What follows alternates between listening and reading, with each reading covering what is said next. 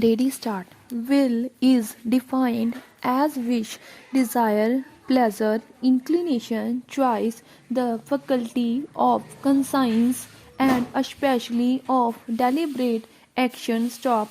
It is purely and solely a mental process to be ascertained in a prosecution for rape by what the prosecuting witness may have said or done. Stop.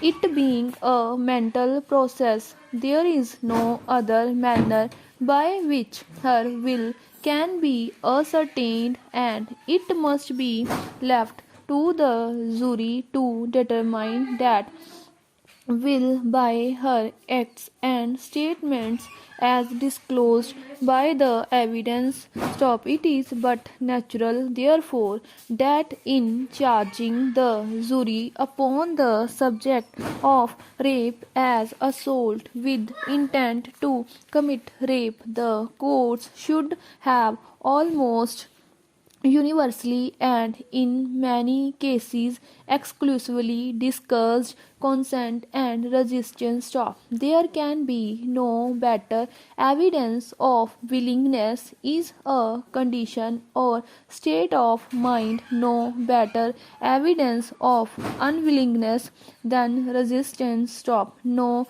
lexicographer recognize consent as a synonym of willingness, and it is apparent that there are not synonymous. Stop. It is equally apparent, on the other hand, that the true relation between the words is that willingness is a condition or state of mind and consent one of the evidences of that condition. Stop. Likewise, resistance is not a synonym of unwillingness, though it is an evidence thereof. Stop. In all cases, therefore, where the prosecuting witness has an intelligent will, the court should charge upon the elements of consent and resistance as being proper elements from which the jury may infer either a favorable or an opposing will. Stop.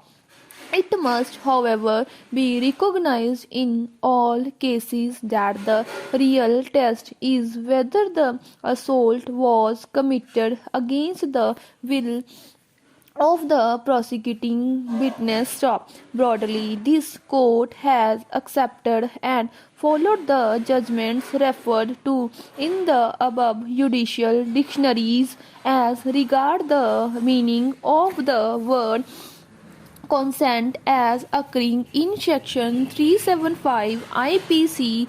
Stop. It is not necessary to refer to all the decisions, and the reference to two decisions of this court shall suffice. Stop.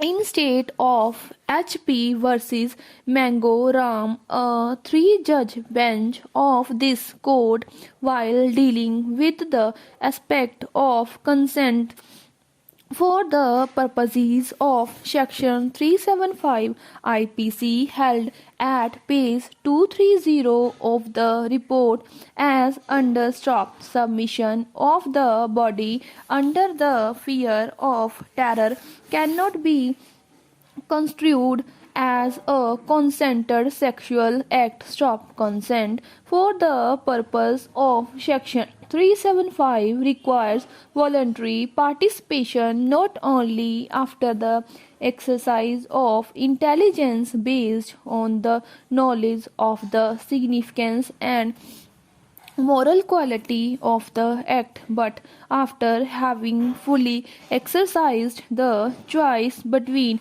resistance assent. Stop. Whether there was consent or not is to be ascertained only on a careful study of all relevant circumstances. Stop.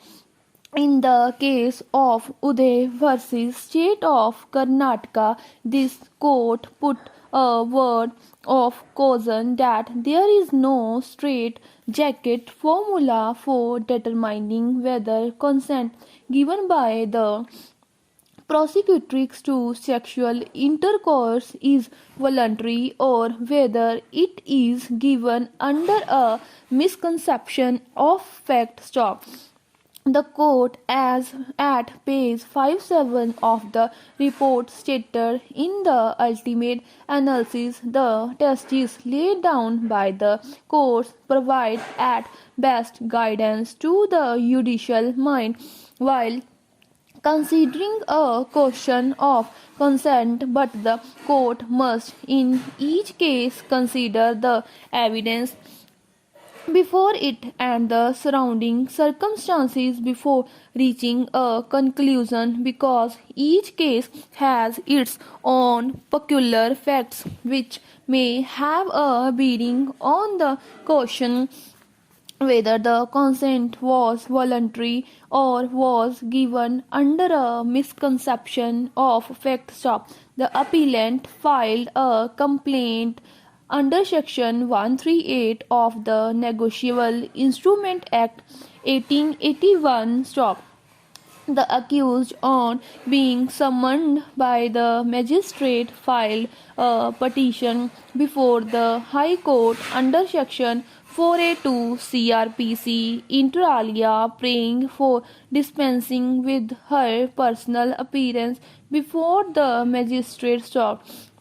The single judge of the High Court, while allowing the petition and permitting the accused to appear before the trial court through her counsel, issued general directions to all the criminal courts as regards holding of trials, particularly in cases involving offences under Section 138 of the NI Act, as also in all other cases involving offences technical in nature and not involving moral turpitude. Stop. The appeal filed by the complainant was listed before a division bench of the Supreme Court, which felt the necessity of referring the matter to a larger bench, and thus the appeal was referred to the three-judge bench to consider the question whether the High Court, in exercise of its jurisdiction under Section 482 and 483 of the Code of Criminal Procedure 1973 and or under Article 227 of the Constitution of India, could issue guidelines directing all courts taking cognizance of offences under Section 138. Stop.